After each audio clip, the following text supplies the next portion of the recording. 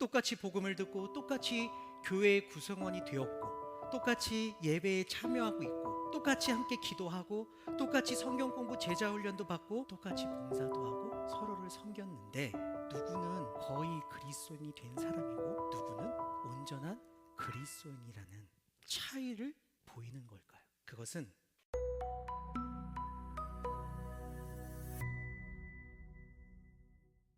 아이들이 학원에서 공부를 마치고 저녁이 되어서 집에 돌아왔습니다. 배가 많이 고프겠죠.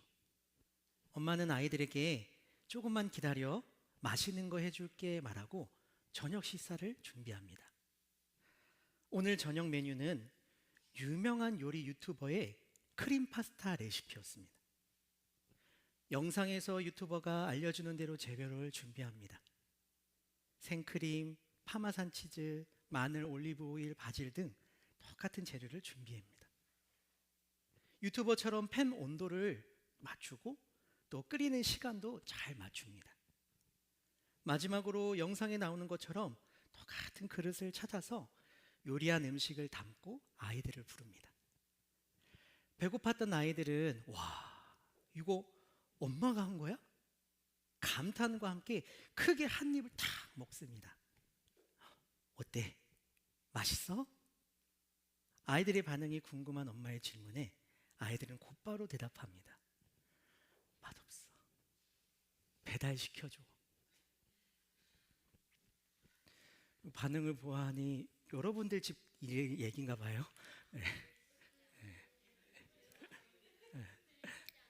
똑같은 재료, 똑같은 레시피, 똑같은 조건에서 만든 음식이지만 맛의 결과는 분명한 차이가 있습니다.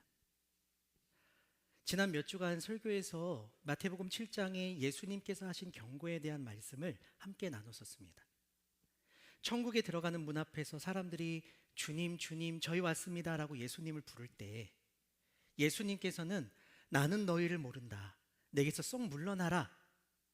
나에게 주님, 주님이라고 말하는 사람 모두가 하늘나라 천국에 들어가는 것은 아니다 라는 예수님의 경고의 말씀을 함께 나눴었습니다.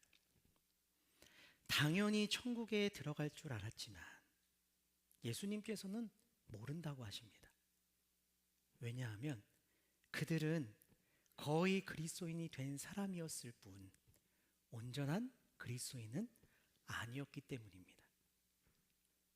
분명한 사실은 예수님 시대에도 바울이 사역했던 초대교회 시대에도 17세기 영국 교회의 부흥의 시대에도 그리고 오늘날 한국 교회에도 천국문 앞에서 예수님께서 모른다고 말씀하실 거의 그리스도인이 된 사람들이 있을 수도 있다라는 것입니다. 어떻게 그럴 수가 있을까요?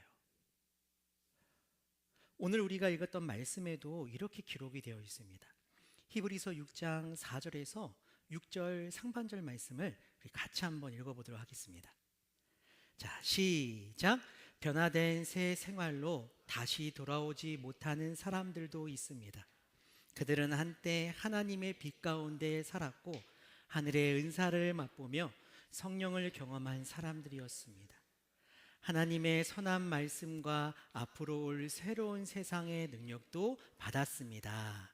그런데 그들이 그리스도를 떠나버렸습니다. 히브리서 성경을 읽었던 독자들, 성도들은 대부분 이스라엘 민족의 후손인 히브리인들, 즉 유대인들이었습니다. 히브리서를 기록한 저자는 지금 유대인들의 조상들, 이스라엘 백성들의 역사적인 사실을 언급하는 겁니다. 이집트의 노예로 살았던 이스라엘 백성들이 하나님의 구원을 받아서 이집트에서 나와 약속의 땅 가나안으로 떠나는 구원의 여정이라는 이 특별한 사건을 비추어서 설명하고 있는 겁니다. 하나님의 빛 가운데 살았고 이집트에서 나온 후 이스라엘 백성들을 인도하던 빛, 바로 하나님의 특별한 인도하심을 상징하는 불기둥을 가리키는 것입니다. 하늘의 은사를 맛보았으며 먹을 것이 없었던 광야 사막에서 이스라엘 백성들이 배가 고팠을 때 하나님께서는 하늘에서 만나를 내려주셨던 겁니다.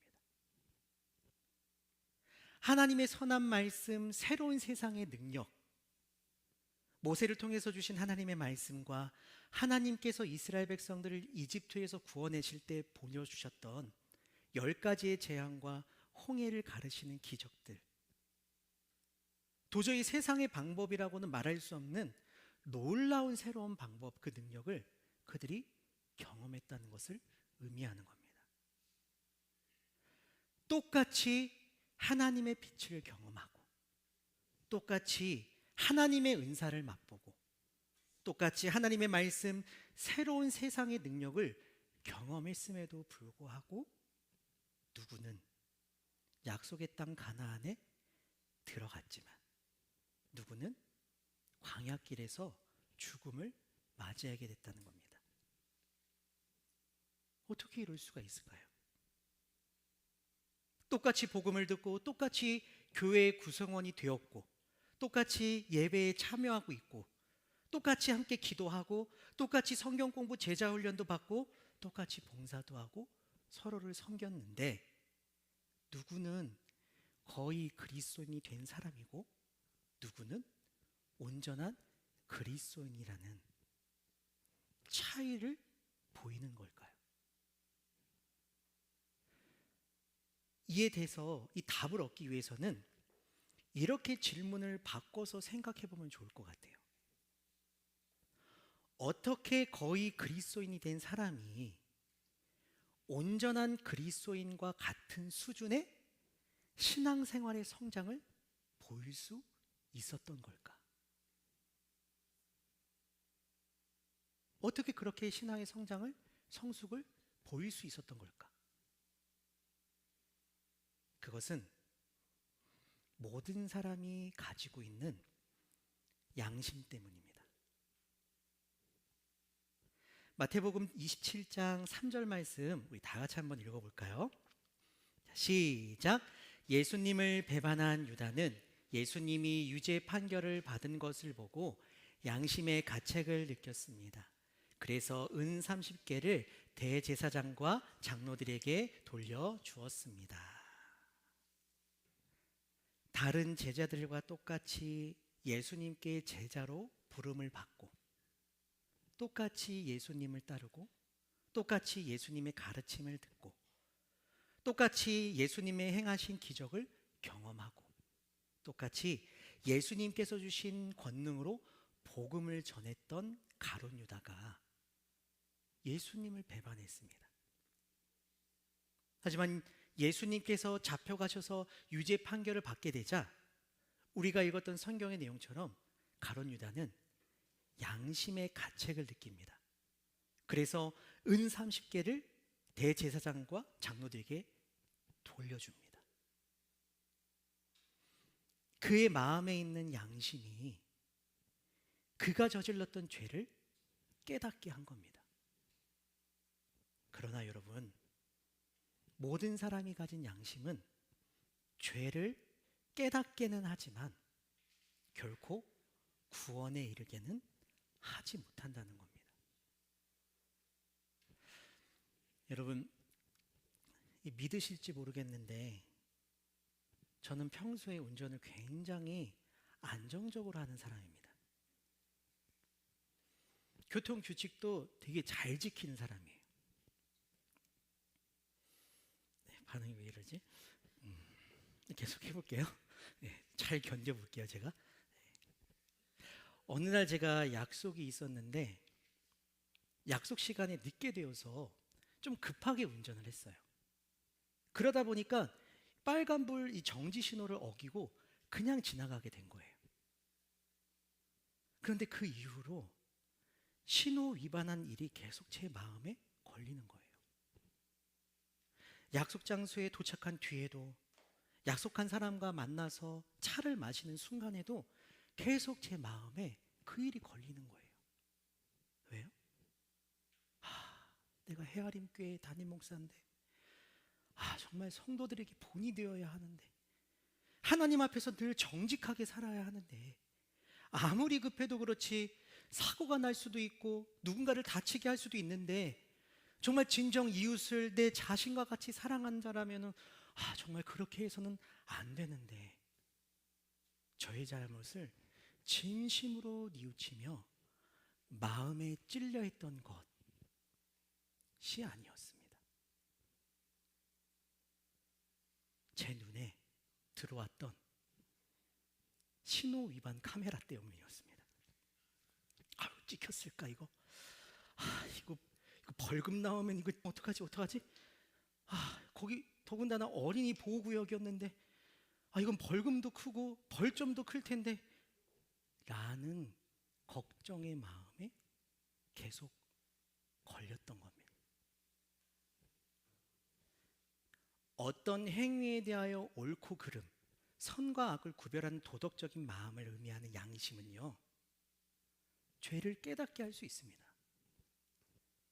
그리고 어떤 법, 규칙, 하나님의 말씀을 지키지 못한 것에 대한 두려움을 느끼게도 합니다. 그러나 사람의 양심은 딱 거기까지입니다.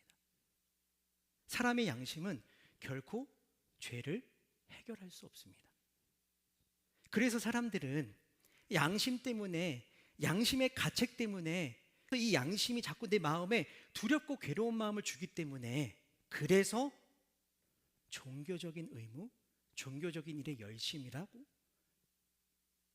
이 행위를 통해서 그 마음을 해결하려고 하는 겁니다.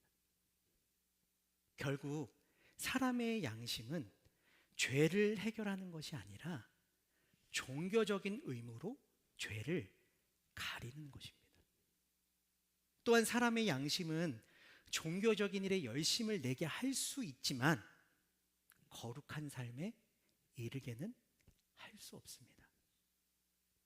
사람의 양심은 온전한 그리스도인과 같은 수준의 신앙생활의 성장을 볼 수 있게 할 수도 있지만 결국 거의 그리스도인이 된 사람에 머무를 수밖에 없다는 것입니다.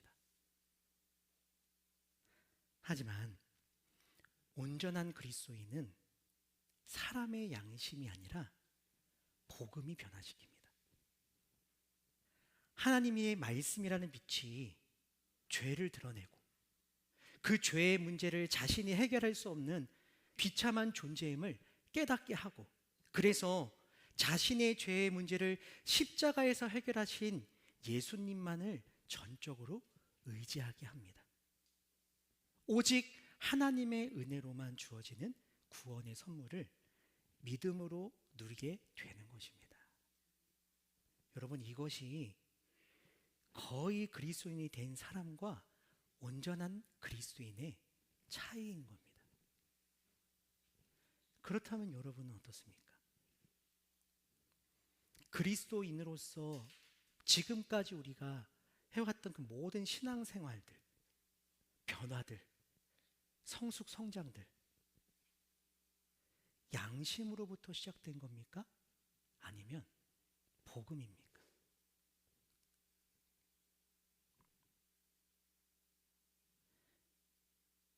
그 답을 찾을 수 있도록 질문을 한번 이렇게 바꿔볼까요? 양심으로 변화된 거의 그리스도인이 된 사람과 복음으로 변화된 온전한 그리스도인의 차이는 무엇일까요? 어떠한 차이가 있을까요? 히브리서 6장 7절 8절 말씀을 다 같이 한번 읽어보겠습니다. 시작. 어떤 사람들은 많은 비를 흡수하는 땅과 같습니다. 그런 땅은 좋은 열매를 맺어 하나님께 복을 받습니다. 반면 가시와 엉겅퀴가 많이 자라나 쓸모없는 땅과 같은 사람들도 있습니다. 그런 땅은 저주를 받으며 불에 태워질 것입니다.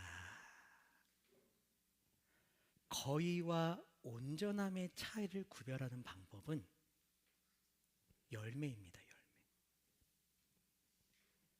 열매. 문제는 비가 땅에 내리느냐 아니냐가 아닙니다. 왜냐하면 하나님은 거의 그리스도인이 된 사람과 온전한 그리스도인이 된 사람에게 똑같이 비를 내려주시기 때문입니다. 교육 중요한 것은 열매가 있느냐라는 것입니다. 그래서 예수님께서는 이렇게 말씀하셨습니다. 마태복음 7장 18절에서 20절 말씀 다 같이 한번 읽어보겠습니다. 시작. 좋은 나무가 나쁜 열매를 맺을 수 없고 나쁜 나무가 좋은 열매를 맺을 수 없다. 좋은 열매를 맺지 못하는 나무는 모두 잘려서 불 속에 던져진다. 그러므로 열매를 보고 그들을 알 것이다. 좋은 나무는 예수님께부터 성령 하나님께서 그 안에 함께 계시는 그런 사람입니다. 복음으로 변화된 온전한 그리스도인입니다. 그런 사람은 자연스럽게 좋은 열매를 맺을 수밖에 없습니다. 하지만 나쁜 나무는 양심으로 변화된 거의 그리스도인 된 사람입니다. 아무리 물을 잘 준다 할지라도 교회의 구성원이 된 덕분에 열매를 좀 맺는 듯 하지만 열매를 계속 맺을 능력도 없고 계속 맺지도 못한다는 겁니다. 열매를 보고 그들을 알 것이다. 여러분, 이것이 거의와 온전함의 차이인 것입니다. 그리고 또 한 가지 차이를 가르쳐 줍니다. 히브리서 6장 11절 12절 말씀 다 같이 한번 읽어보겠습니다. 자, 시작. 우리가 바라는 것은 여러분이 앞으로도 이와 동일한 부지런함을 보여주어 여러분이 가지고 있는 소망을 끝까지 확신하는 것입니다. 게으름 피우지 마십시오. 믿음과 인내를 가지고 나아가면 하나님께서 약속하신 것을 받게 될 것입니다. 부지런함은 원하고 기꺼이 하려는 마음, 참된 열심을 포함한 태도입니다. 하지만 게으름은 왜 해야 하지? 왜 교회를 가야 하지? 왜 예배를 드려야 하지? 왜 기도를 해야 되고 왜 찬양을 해야 되지? 왜 말씀을 듣고 왜 성경 공부 제자 훈련을 받아야지? 왜 봉사를 해야 되지? 왜 섬김을 해야 되지? 하고 싶지 않은 마음이거나 또는 자기 만족이라는 우선순위 아래 내 마음이 원하는 만큼만 적당히 합리화하는 그런 태도가 포함되어 있는 것입니다. 이것이 거의와 온전함의 차이입니다. 그렇다면 여러분의 삶에 어떠한 열매를 맺고 계시나요? 사랑과 기쁨과 화평과 오래 참음과 자비와 착함과 성실과 온유와 절제라는 성령의 열매를 맺기를 날마다 기꺼이 원하고 바라시나요? 아니면 적당히 또는 하고 싶은 건 하고 하고 싶지 않은 건 안 하시나요? 이것이 거의와 온전함의 차이라는 겁니다. 여러분, 같은 레시피에 같은 재료, 같은 조건이었지만 맛은 달랐습니다. 우리의 신앙생활도 마찬가지라는 겁니다. 같은 예배, 같은 기도, 같은 봉사라도 거의 그리스도인이 된 사람에 머물 수도 있다는 겁니다. 그리스도인이 된 사람에 그렇다면 스스로 질문해 보시기 바랍니다. 나의 신앙생활이, 나의 믿음이 양심 때문에 하는 의무인가? 아니면 복음으로부터 흘러나오는 기쁨의 열매인 것인가? 바라기는 그동안 나누었던 이 말씀을 다시 한번 생각해 보시고 또 스스로 점검해 보시고 그 말씀, 그 복음 안에서 그 답을 찾으시기를 바랍니다. 그래서 나중에 천국문 앞에서 주님 주님 예수님을 찾았을 때 예수님께서 누구누구 왔니? 그렇게 예수님께서 반갑게 맞이해 주시는 저와 여러분이 되었으면 좋겠습니다.